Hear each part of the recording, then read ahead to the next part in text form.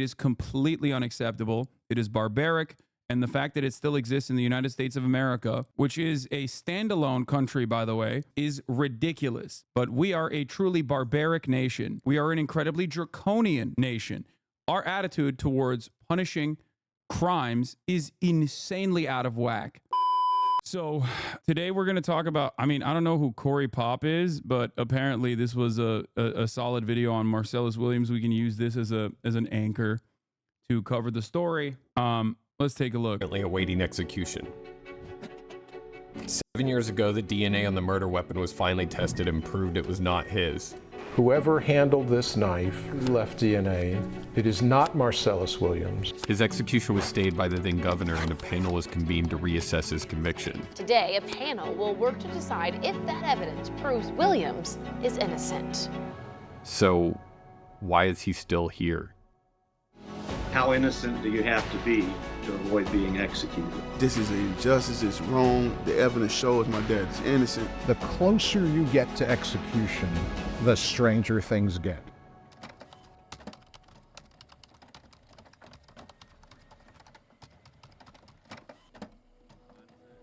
This interview remains the only one Marcellus has been able to give on camera from death row. Right now, as you see, I'm sitting in prison on death row.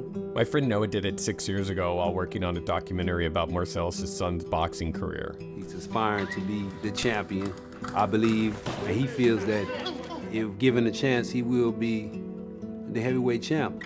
I'm his only child, his son.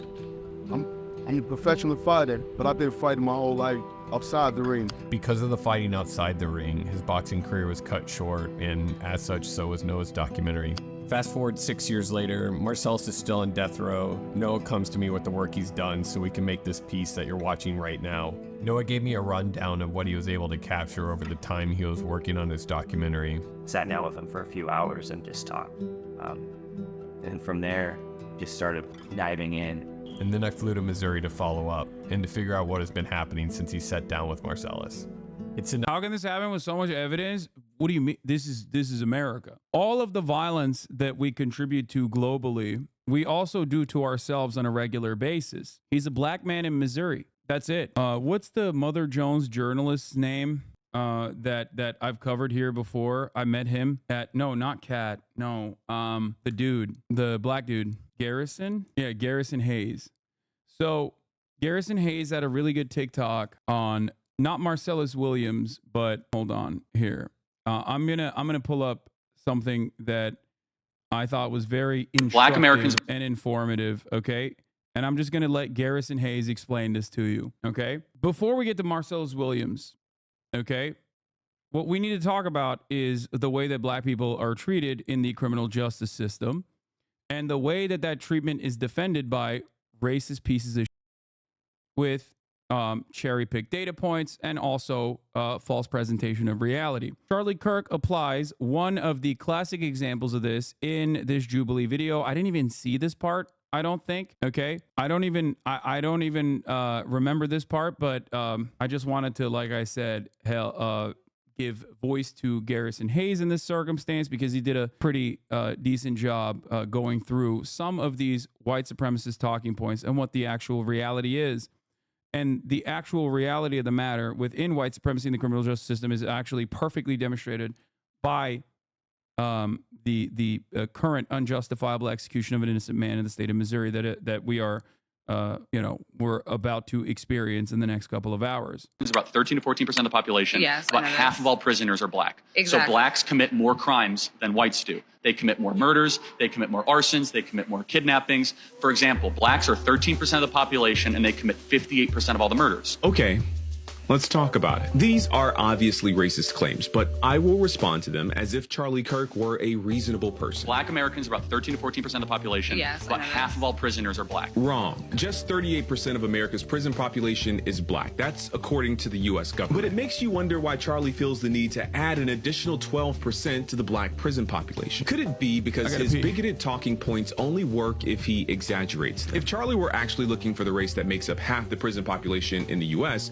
he'd look no no further than white people at 57%. So blacks commit more crimes than whites do. Wrong. The word so is doing a lot of heavy lifting in that sentence. So blacks commit more crimes. He's saying so, as in therefore, as in one could conclude, but Charlie knows he's lying. Even if he hadn't just lied about the black prison population, Charlie is smart enough to know that correlation does not equal causation, but he's hoping that you don't know that. So he deploys the word so to make you think he's coming to an obvious conclusion. So blacks. Instead, he's making an illogical, racist leap. Charlie knows that we don't have usable data about who commits crimes. It's impossible to have that data since so many crimes go both unreported and or unsolved. Charlie knows that we only have data about arrests and convictions. I'll come back to that data in a moment. What's painfully obvious is that Charlie Kirk isn't interested in understanding the statistics he so carelessly misquotes. He's interested in making bad faith arguments, something that becomes even more obvious in his next point. Blacks are 13% of the population and they commit 58% of all the murders. Wrong again, and loud this time. If Charlie were interested in honesty, he would have mentioned the other 1350 statistic. Yes, black people are about 13% of the population, but make up 53% of all criminal exonerations. In fact, black people make up 55% of all murder exonerations specifically. Black people are more likely than any other group in this country to be convicted of crimes they did not commit. And then people like you have the nerve to parade these stats around as though they prove something. The reality is that you probably know these stats, but you leave them out on purpose, because to bring that stat into this conversation would make some people think. And that's the last thing a person like you wants. I disagree. I think he doesn't know those stats. But if he did, he also wouldn't mention them. But the reason why I obviously wanted to talk about this is because you have another real life example of an innocent black man who is going to be executed when virtually everyone understands that he is not guilty of the crime that he is about to be executed for. Okay? It is an unfortunate, unimaginable cruelty that happens quite frequently in this country. It's one of the major reasons why I routinely talk against capital punishment, against the death penalty, and yet here we are in the United States of America doing it all over again. An unbelievable story that has to be heard, and one that is still hard to comprehend once you take it all in. It's one littered with stunning revelations and broken promises, and one that puts Missouri's years-long fight against overturning wrongful convictions directly in the spotlight. All right, before we get into the rest of the story, I just wanted to take a minute to say thanks for being here. This video you're about to watch is the culmination of months of work and years of work by a friend of mine before that.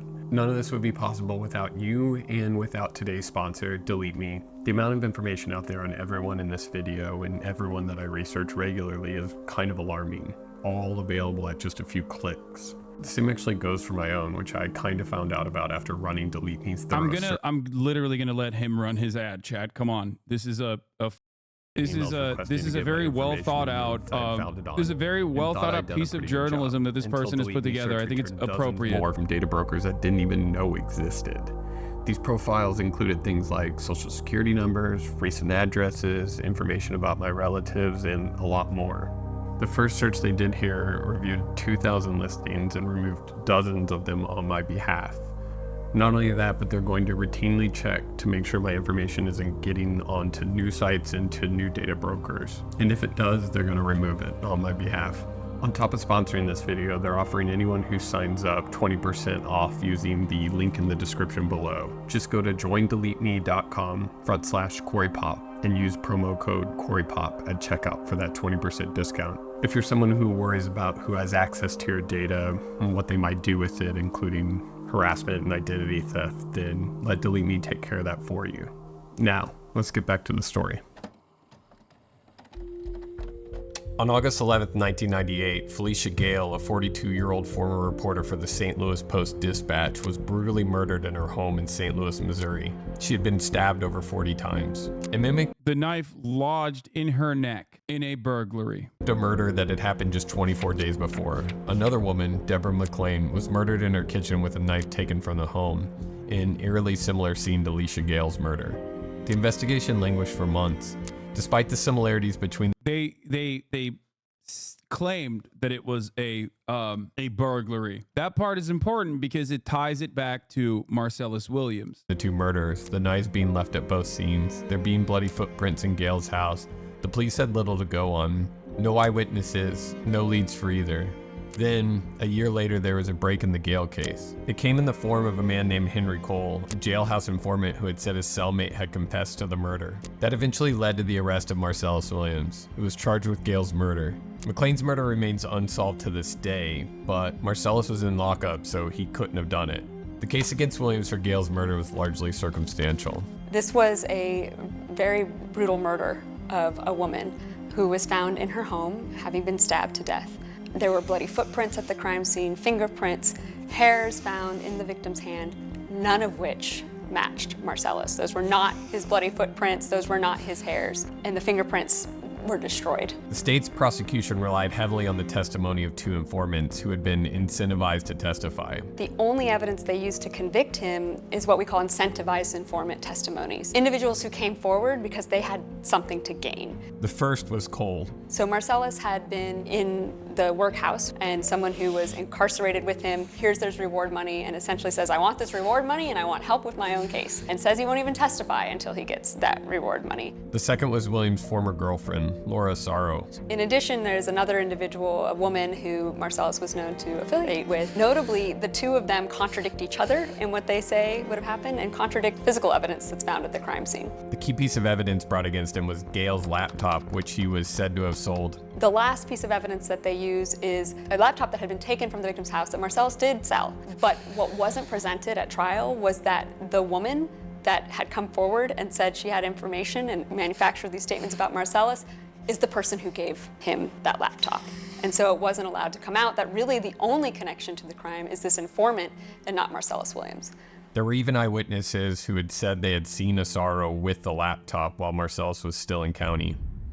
Usually in death penalty cases, the evidence of guilt is overwhelming, and the only real issue you can litigate in most cases is whether the death penalty was appropriately given. This case was different in that the evidence that they used to convict him was pretty thin and questionable. All of this should have been easy to poke holes in for most attorneys, but these problems continued at trial. Since his conviction, Williams has argued in several motions that he received ineffective counsel during the trial, which came from a public defender assigned to him.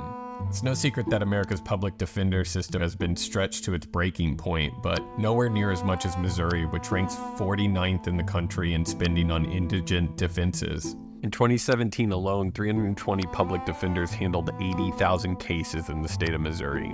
The state has repeatedly vetoed bills that would supply funding to help alleviate this caseload. The Missouri State Public Defender System is asking... Yeah, this case is particularly unique because the prosecutor that convicted Williams is a prominent figure pushing for his sentence to be vacated. This never happens unless an error is particularly egregious on behalf of the prosecutor. Another similar case is in Texas with the person on death row being a white man, where it's not the prosecutor necessarily, but the main detective, the lead investigator, that is also pushing to vacate his sentence as well.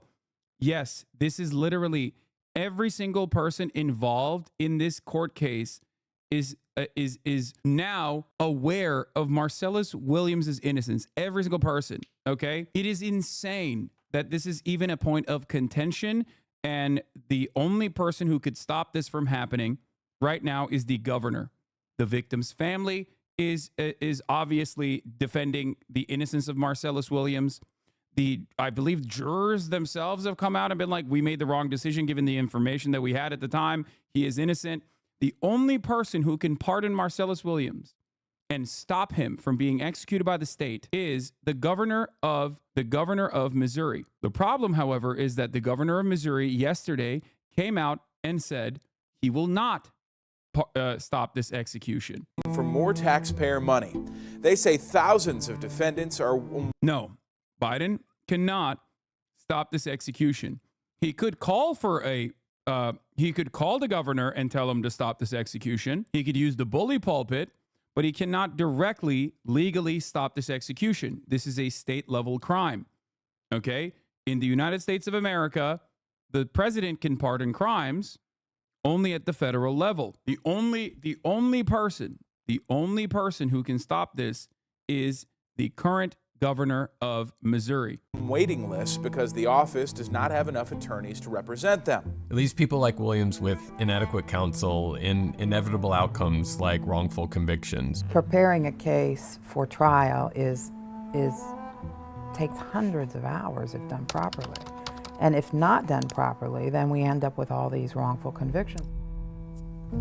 At jury selection, Marcellus ended up with a mostly white jury when the prosecution struck 6 of the 7 qualified black jurors. When the trial was over, despite the questionable witnesses and the evidence being all circumstantial, they deliberated for less than 90 minutes before finding him guilty. There's something in the U.S. judicial system called a Batson challenge that is supposed to prevent the prosecution from striking qualified jurors on the sole ground of group bias. In this case, race. This was a black man being tried by an almost entirely white jury for a white woman's death in Missouri in the 1990s. When Marcellus' defense tried to argue Batson in a 2003 motion, the state indicated that the jurors were struck because the prosecution stated their clothing indicated they were trying to be different. But that was reason enough and not racially motivated, so Batson didn't apply. For years, Marcellus pleaded his innocence. His case was taken up by multiple different legal teams who fought tooth and nail to finally get the DNA that they had found on the knife properly tested. It turned out to be another man's profile. There is a DNA testing statute in the Missouri law, but it's real narrowly written, so we just had to make that request in a broader claim of that he was innocent, or there's enough doubts about his innocence that he shouldn't be executed, and we can prove it if you let us do this further DNA testing. It's not always a weapon like in Marcellus's case where it's left in the victim's body. That's a incredibly obvious piece of evidence. To know that that wasn't tested was just shocking. It just blew my mind. Don't you think you Wouldn't this ruin the governor's reputation in future election along with the resulting in his local protesting against him? What are you talking about? Nobody gives a shit. It's another innocent black man being executed. It happens all the time in the United States of America, and the U.S. Supreme Court genuinely loves continuing with these executions on a regular basis. No, it happens all the time. According to Slate, we are currently witnessing the worst execution spree in 3 decades. Okay, this was written on September 23rd, 2024, yesterday. This week is shaping up to be a very bad one for death penalty opponents in the United States. If all goes according to plan, states will put 5 people to death in a 1-week span ending Thursday. That is an unusual, though not unprecedented, number of executions in such a short period of time. To understand just how unusual it is, consider that in 2023, the total number of executions for the entire year was 24. Less than 1 execution every other week. In 2022, 18 people were put to death for a rate of roughly 1 execution every 3rd week.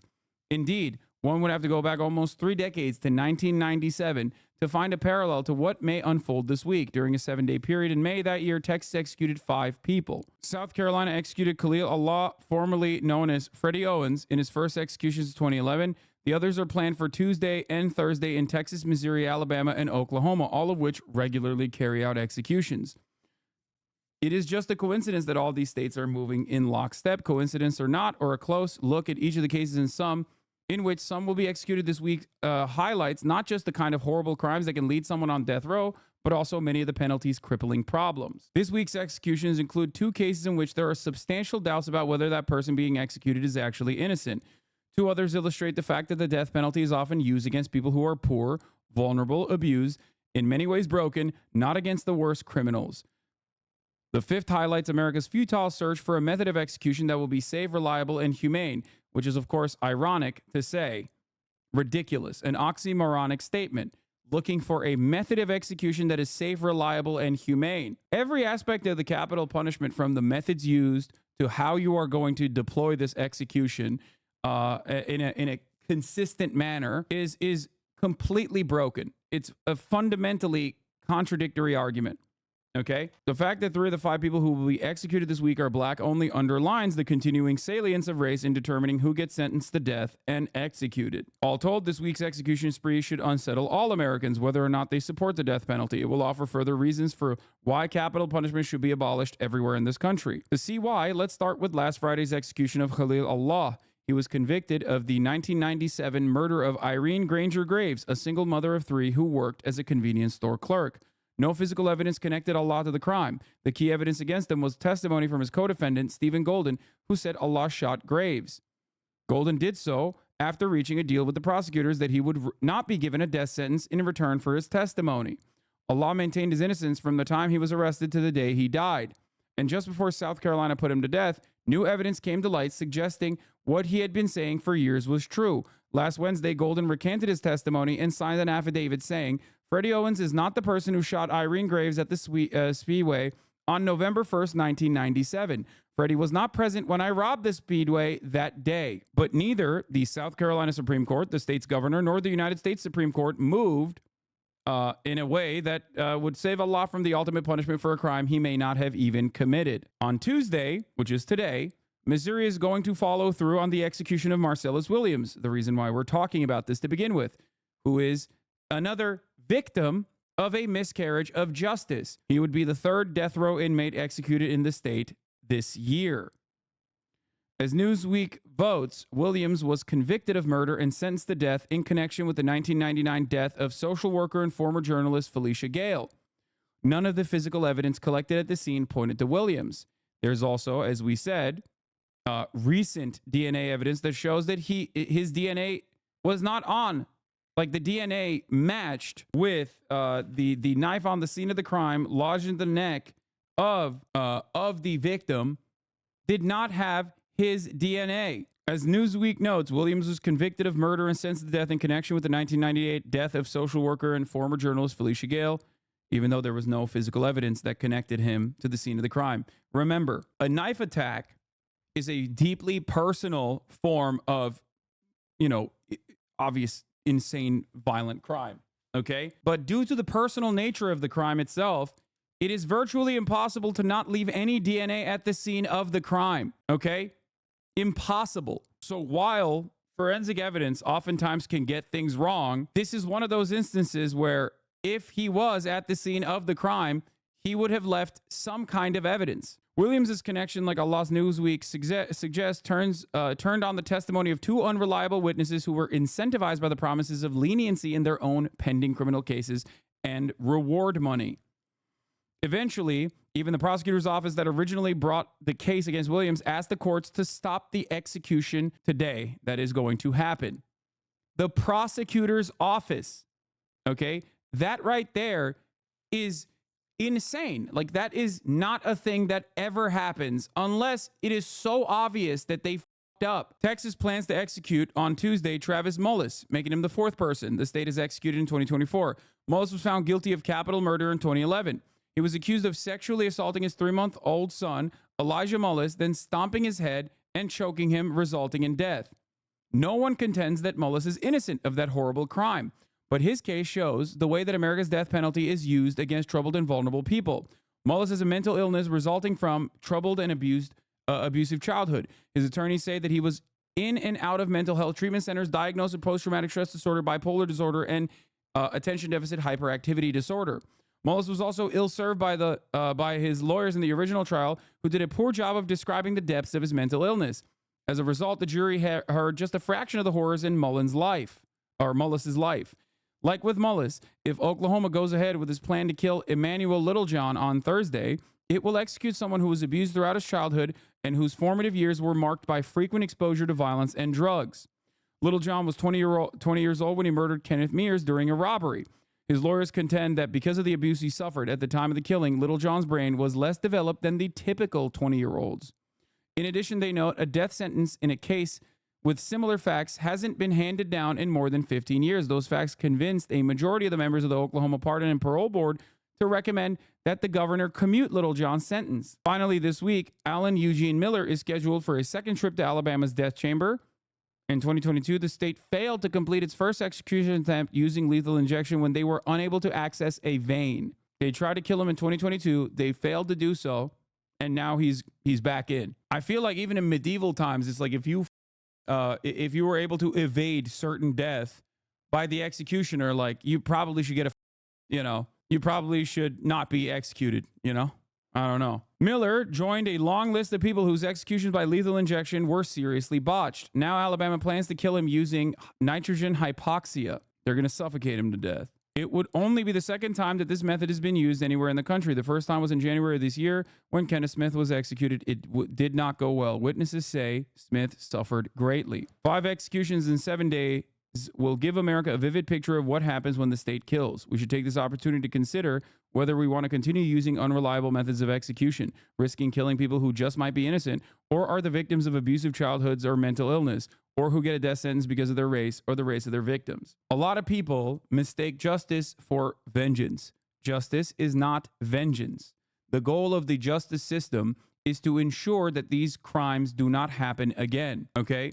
Killing someone is not justice. It's simply vengeance. That's it. And it completely goes against the principle behind the criminal justice system. I have always been an opponent of the death penalty, of capital punishment. I find it to be truly unconscionable. I think it's like yet another glaringly obvious example of the hypocrisy demonstrated by people who claim to be pro-life. It is completely unacceptable. It is barbaric. And the fact that it still exists in the United States of America, which is a standalone country, by the way, in comparison to other OECD nations, is ridiculous. But we are a truly barbaric nation, okay? We are an incredibly draconian nation. Our attitude towards punishing crimes is insanely out of whack. The goal of the criminal justice system is supposed to rehabilitate people who have done horrifying things, okay? No matter how wrong those crimes may be. You should not stray away from your overarching goal of rehabilitating every single person. Now, there are certain instances where at least modern medicine is incapable of truly rehabilitating certain people that have conducted certain crimes, but that should not stop us from trying to find active solutions, adequate solutions to these problems.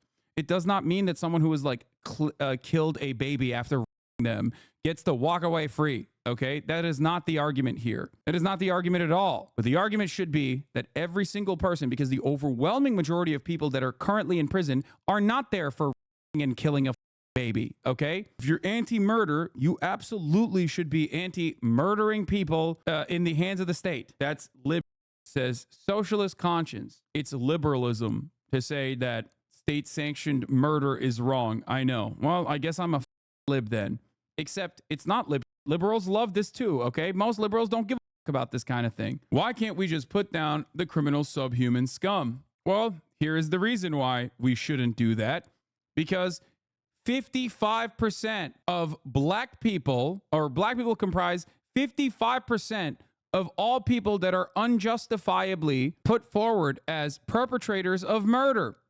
Don't you consider that to be a significant wrong? A lot of people get falsely claimed of crimes that they did not commit. What are we talking about? Out of those who are incorrectly convicted of murder, 55% of them happen to be black. Since 1973, at least 200 people have been executed in the U.S. who were later exonerated, most of which could have been exonerated before their deaths, and some of them were and were still executed. And those are only the instances that we know of with conclusive evidence of their innocence. What's really funny about a lot of liberals is they love talking about how racist Donald Trump is and even point to the Central Park 5 execution ad that Donald Trump took out on the New York Times, but then fail to consider that they're behaving in the exact same way. The same principle exists here.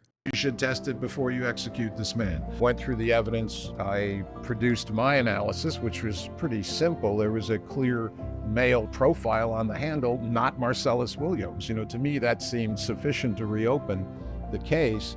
This went on for months without any movement. No evidentiary hearings, no chance to present this new evidence. Then, at the last minute, just hours before his execution, the Governor Eric Greitens decided to stay his execution.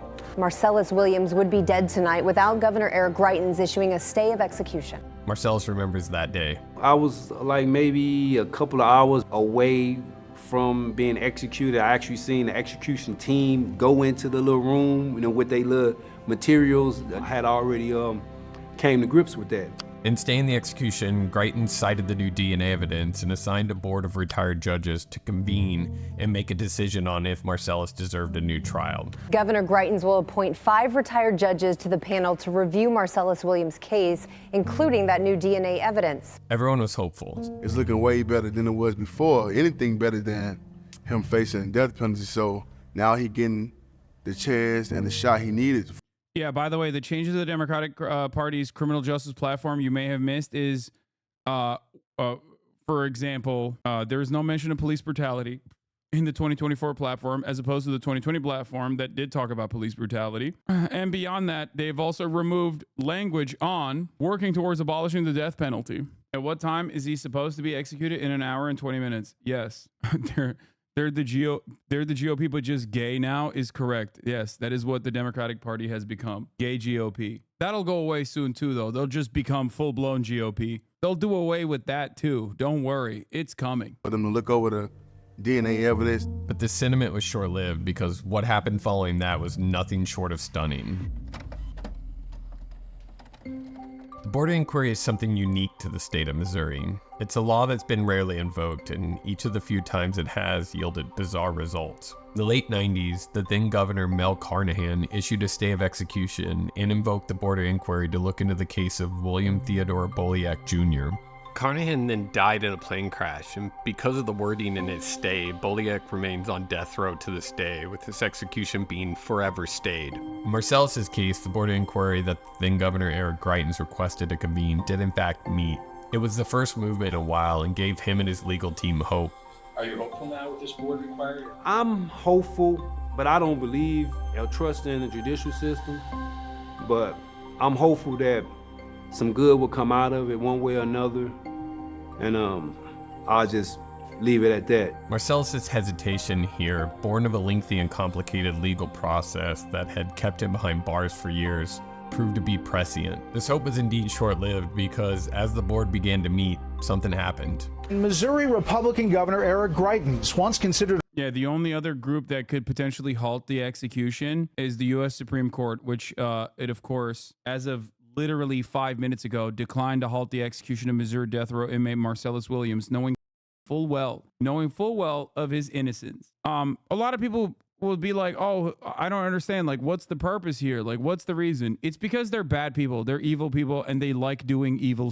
That's it. There's literally no other justification for this, okay? It's because they are evil people. The Supreme Court loves it. They love defending the execution of black men. There is no other way to point to this reality. Just literally, if you know anything about the United States Supreme Court, you know this, okay? They do this all the time, specifically intellectually disabled black inmates. They love that. Yeah, Antonin Scalia, they say it out loud. Mere factual innocence is no reason not to carry out a death sentence properly reached. I repeat, mere factual innocence is no reason not to carry out a death sentence properly reached. A miscarriage of justice is not a miscarriage of justice at all, as long as the death sentence was properly reached. It does not matter. We will execute innocent people as long as the court proceedings were properly conducted. I mean, if you think that that is the worst thing that Antonin Scalia has said, that's Antonin Scalia, who has justified the use of torture in the United States Supreme Court by pointing to 24, a fictional work, by claiming that if there was a terrorist that wanted to nuke DC, like in the television show 24, and torture was the only method to get the information out of him, of course you'd be pro-torture. Or Antonin Scalia, who also once famously made the slippery slope argument about gay people getting married. If gay people can get married, then what's next? What if they want to marry dogs? That is literally, both of those things are things that Antonin Scalia said and did and defended, positions that he said and publicly defended in dissent. And you can learn about this in an introductory constitutional law class, as I did when I was in college. A rising star in the GOP has just resigned this afternoon amid an impeachment effort sparked by a pair of scandals. Today, I am announcing that I will resign as governor of Missouri, effective Friday, June 1st at 5 p.m. When former Missouri Governor Eric Greitens issued that stay, he impaneled a special board to examine the facts of the case and make a recommendation. But then a personal scandal forced Greitens out, leaving the board in jeopardy and the future of Marcellus Williams entirely unclear. The governor who succeeded Greitens, Mike Parson, came in as someone tough on crime, which caused many to believe the board was in jeopardy. I remember CBS coming into town saying, what's going to happen with Marcellus Williams? Will you keep the Board of Inquiry still intact? And he said, I'm going to let them do what Greitens set them up to do. Now, if you think Governor Parson is a man who doesn't utilize the pardon power, well, you'd be wrong. He has utilized the pardon power. The governor of Missouri, Governor Mike Parson, I almost called him Mike Pardon. It's just, he doesn't like to use it against certain people. Here is Missouri governor pardoning the St. Louis couple who aimed guns at protesters during the Black Lives Matter protests. If you recall, Mark and Patricia McCloskey, who gained prominence for confronting demonstrators, had each pleaded guilty to a misdemeanor charge. They were pardoned. The Missouri governor shortens the DWI prison sentence of former Chiefs assistant coach Britt Reed. Missouri Governor Mike Parson on Friday shortened the prison sentence of former Kansas City Chiefs assistant coach Britt Reed for a drunken driving crash that seriously injured a 5-year-old girl. Yeah, you don't have to make it up.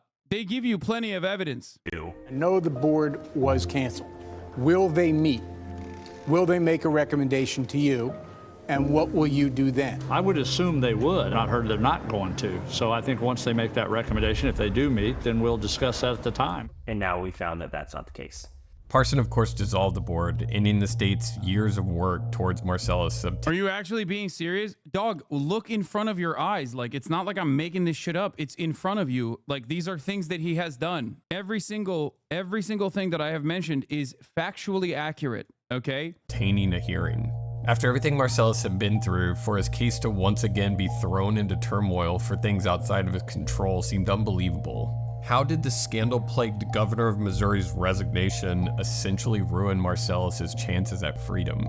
The funny thing about Parson's tough on crime stance and these actions are that they only seem to apply to certain people in certain cases, further confounding how justice works within the state of Missouri. Parson has been granting pardons and clemency at an exceptional rate, more than any governor of Missouri since the 1940s. But this has a specific political tint to it. Parson. It's just odd. Oh, he covers this. Never mind. Okay, it's just odd because he has given out a lot more pardons than most other governors.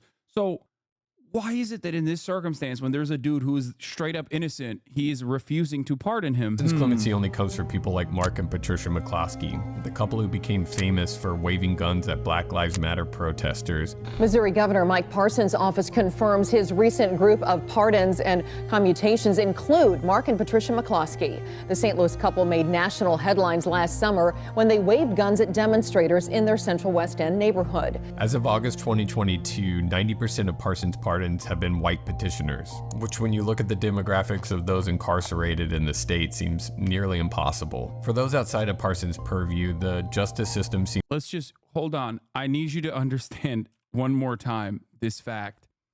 As of August 2022, 90% of the governor of Missouri, Parson's pardons have been white petitioners. Pardons have been white petitioners, which when you look at the demographics of those incarcerated and when you look at the demographics, white people comprise 55% of the Missouri jail population. The state seems nearly impossible. For those outside of Parson's purview, the justice system seems to lean its full weight on them. Parson dissolved the board of inquiry looking into Marcellus's case and took no further action.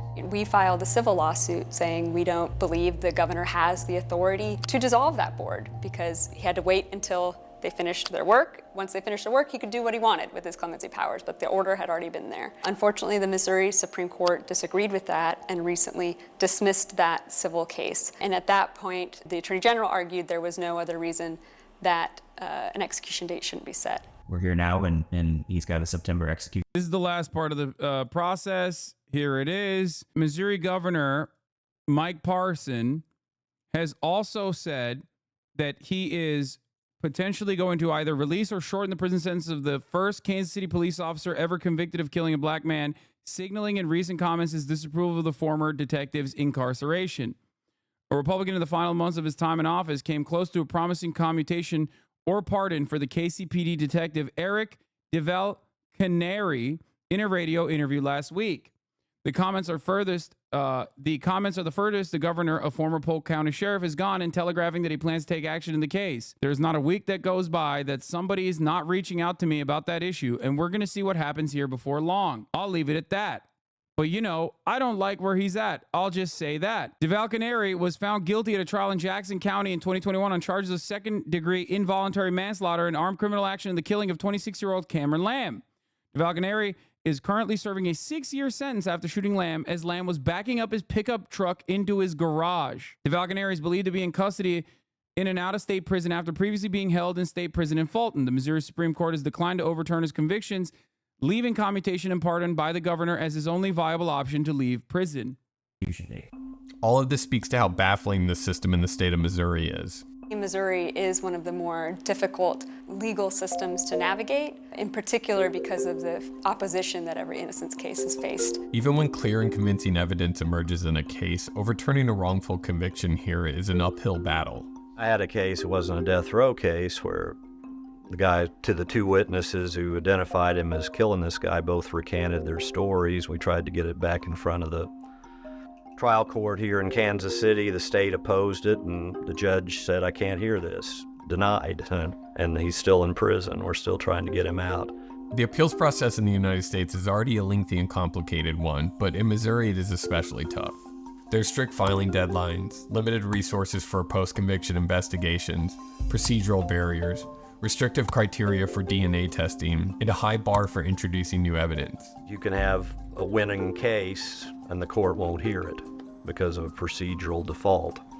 And that happens time and time again. It's happened in Missouri numerous times. The guys have been executed without really any meaningful review of their cases because of that. All of these hurdles have directly hindered Marcellus Williams' pursuit of the truth. In Marcellus's case, we were not necessarily defaulted on a lot of stuff, but we were thwarted at every turn in trying to get court authorization to get access to evidence that could exonerate him.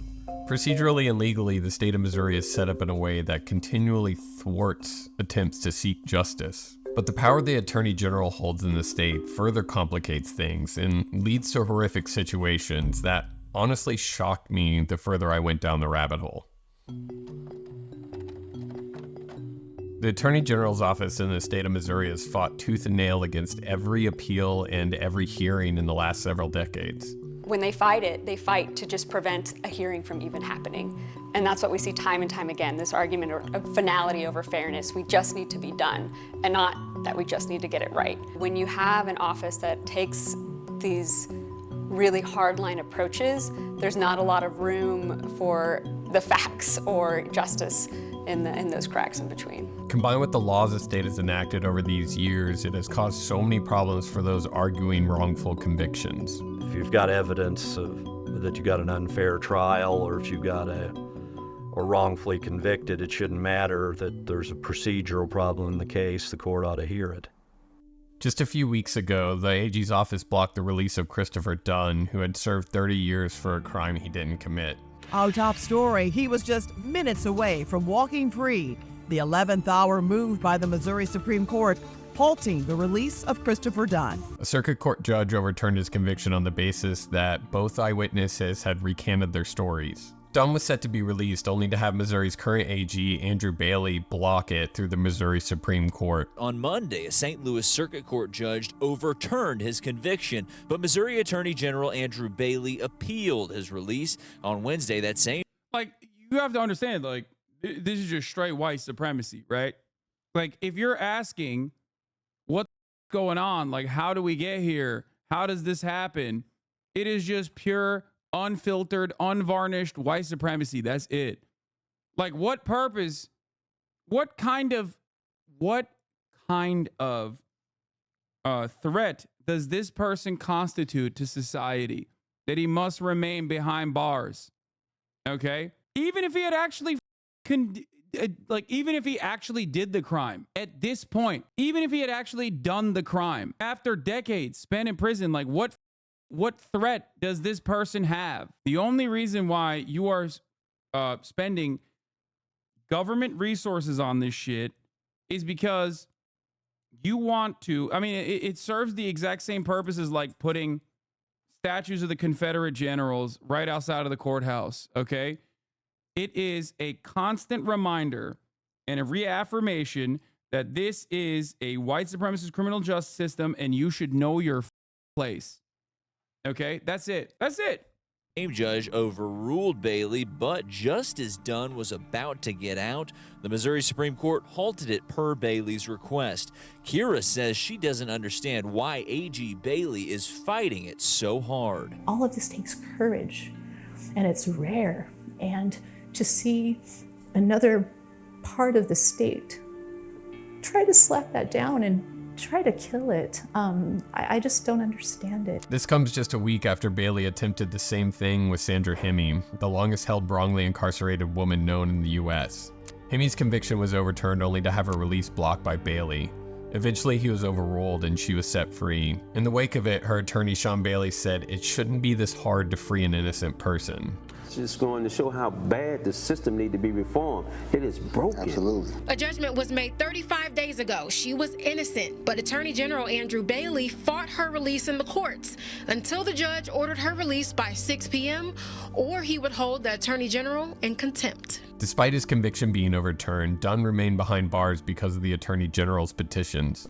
We are overjoyed, and at the same time, we're also afraid to really exhale until Chris actually takes his first free steps. The human cost of these systematic failures is staggering. Collectively, Missouri's exonerees have served hundreds of years behind bars for crimes they didn't commit. Families have been torn apart, lives derailed, and why do AGs do this? Is it careerism? No, dude, it's white supremacy. That's it. It is white supremacy. That's it. There's nothing else. The true perpetrators were left to commit further crimes. She says no family should have to go through what Chris... The criminal justice system is built on the foundation of white supremacist values. That woman is white. That doesn't change the reality that for all of the other non-white victims of the criminal justice system, you have to uphold law and order in the same degree because you're going to kill a lot of black people that way. Christopher's family went through yesterday. She says tonight they're waiting and trying to keep hope as this entire legal process continues to play out. Marcellus' son knows all too well about this pain and the waiting, the keeping hope, the lengthy legal processes. My dad in this up situation, I'm really got to be there for him. You know what I'm saying? You got to let your dad know you love him. You know, get somebody their roses while they still alive. These people want to put all the pressure. They make the visits uncomfortable. They make the lawyers run around in circles. You know what I'm saying? It's just too much. Some studies indicate that 4 to 6% of the inmate population in America is actually innocent, which would mean that there could be hundreds more in Missouri behind bars for a crime they didn't commit. For a state that incarcerates its population at a rate higher than the national average and higher than most countries in the world, it needs to be sure it's getting these convictions right. Instead, it spent years railing against policies that would alleviate the... Do you get it? Do you understand? Can you explain how it's white supremacy and how it applies here? America never abolished slavery. They just simply legalized it in the form. They just simply legalized it in the form of the criminal justice system. The criminal justice system that was the criminal justice system that's historically been used and will continue to be used against overwhelmingly black and brown populations. And yes, white supremacy does end up sometimes directly harming, in many instances actually, directly harming white people as well. It's the same reason why white people are shocked when police brutalize them and they go, "What are you doing to me? I'm not black." But but other white people look at that and go, "Look, sometimes it's going to happen." Because ultimately, that violent force is used against those we have decided need to be violently suppressed. It's kind of, it kind of comes with the territory. Some white people will also have to stay in prison, even if they are innocent, because ultimately, we're using that structure to enslave black and brown people. Problem and refuses to acknowledge any wrongdoing. These people play games when they don't want to admit they wrongdoing. So it's the same story, new day, new book, same shit, man. The one strange thing Marcellus has on his side in this fight for innocence is doing it from death row. Missouri is the only state in the country where if you can prove your innocence, you can get out of prison, but only if you were sentenced to death. So if you can prove your innocence and you were not sentenced to death, the courts essentially say we don't have any authority to do that. In the 2016 ruling of Lincoln v. Cassidy by the Missouri Supreme Court, the court decided that freestanding claims of actual innocence, where a person asserts they are factually innocent of the crime for which they were convicted, even if there were no procedural errors in the trial, are only recognizable for individuals on death row. The decision effectively closed off a crucial avenue for potentially innocent prisoners serving non-death sentences to challenge their convictions based solely on new evidence of their innocence. In 2016, the Court of Appeals in Missouri said it didn't matter essentially how strong the evidence of innocence was. The Missouri Supreme Court had only found innocence in a death penalty case, not in any other case, and so it did not have the power to overturn Rodney's conviction because he was not sentenced to death. That is still essentially the law today. Many individuals, myself included, have asked the Missouri Supreme Court to rehear this. They have declined to do so. And so what we see in cases like Rodney's or others in individuals is there's a very distinct partition between when we will hear evidence of innocence and when we won't.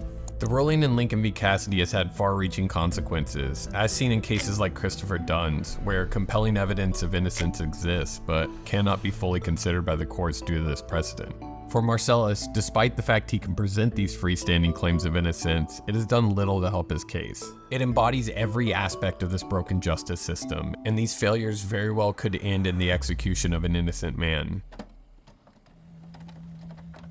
It's been 7 long years since the lab finally properly tested the DNA on the murder weapon found in Felicia Gale and proved it was not Marcellus Williams. It has been 7 long years since Marcellus Williams' lawyers have been seeking an evidentiary hearing to present this bombshell. And it has been 7 long years of the state of Missouri fighting this revelation like it has every other case. Why not have the hearing, right? And the Attorney General's office has currently filed a motion to dismiss the prosecutor's motion. Dude, shut up. Shut your stupid up, dude. Okay? Shut up. Shut up. Jesus Christ, dude. What are you defending here? Like, what are you defending here? Oh, the Attorney General of Missouri is not a white supremacist. He's just a bad person. Like, is he your dad, dude? Is that what it is? What's going on? Like, what a distinction without a difference. Oh my God. Get a grip. Anyway, the top of the hour is, ad break is here. Okay? I'm not. It's too late. Can't have a hearing. Finally, after the execution date was set, the state decided it would allow an evidentiary hearing for the DNA evidence. Then, the AG, Andrew Bailey, filed a writ of probation to dismiss the hearing. The court rejected this, and the hearing will still proceed on August 21st, but not for lack of trying. What's so disturbing about what's happening in Marcellus's case is that we have in January a prosecutor filing a motion to overturn his conviction on the basis of his innocence in January. And then just 6 months later, an execution date being set before a hearing on that motion has been held. It's a very real possibility that because of the speed in which the courts work, that the results of the evidentiary hearing will not be known until after Marcellus Williams is executed on September 24th. There's no coming back from an execution. And where there's DNA evidence and a prosecutor saying, I want a hearing on this DNA evidence because I believe this person is innocent, to not have that hearing, to just say it's too late, would really say something about what it means to try to seek justice in our system. Beyond the convincing DNA evidence, the ineffective counsel, the contradicting eyewitnesses, something else has come to light. Notably, while Noah was making his documentary, a private investigator had spoken with Asaro before she had passed and said she had recanted her story, saying Marcellus had nothing to do with the murder.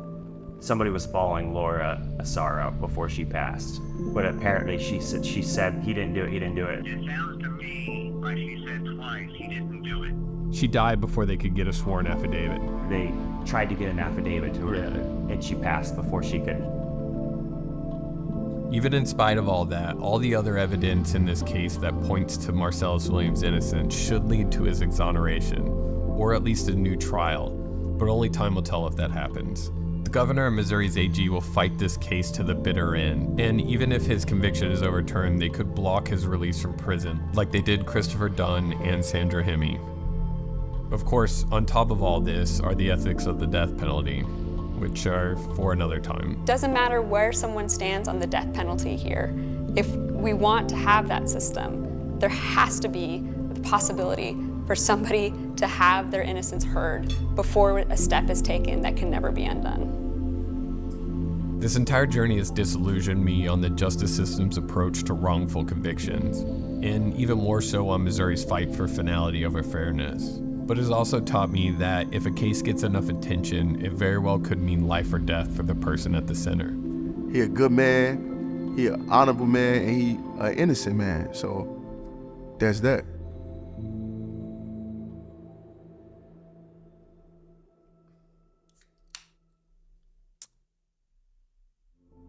Yeah. Thanks again, Delete Me, for making this video possible. I just wanted to also say thanks to Noah and his crew and all the work they did. If you want to know how to get involved, people to donate to, petitions to sign, congressmen to annoy, I've included some links down below.